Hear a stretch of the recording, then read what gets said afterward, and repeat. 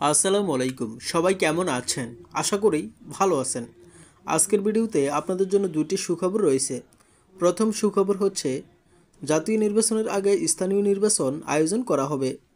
স্থানীয় নির্বাচন জাতীয় নির্বাচনের আগে হবে, কারণ স্থানীয় নির্বাচন করার ফলে আমাদের কমিশনের সক্ষমতা বাড়বে, টেস্ট হয়ে যাবে। এছাড়া জাতীয় নির্বাচনের জন্য স্থানীয় পর্যায়ে যে সাপোর্ট দরকার তাও নিশ্চিত হয়ে যাবে, বলেছেন doctor Tofail Ahmed. Chairman member নির্বাচন দিয়ে বোঝা যাবে আসলে সুষ্ঠু নির্বাচন হবে কি না। সেজন্য আগে জাতীয় নির্বাচনের আগে চেয়ারম্যান মেম্বার নির্বাচন দেওয়া হবে।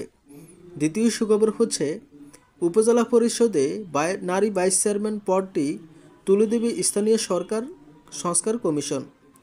একই সঙ্গে উপজেলা ও জেলা পরিষদে ওয়ার্ড প্রতিষ্ঠার পরিকল্পনা করছে তারা। একজন নারী, দুজন পুরুষের সাধারণ আসন থাকবে।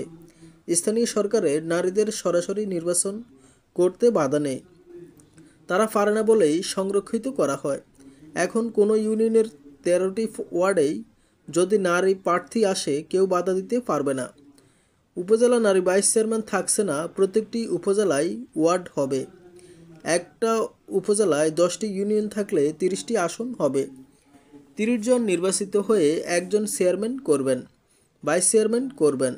সরাসরি এটা হবে না। জেলা পরিষদেরও কিন্তু ওয়ার্ড থাকবে বেশি আরও।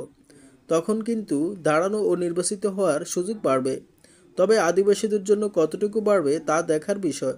না বাড়লে তাদের স্থায়ী কমিটিতে নিতে হবে।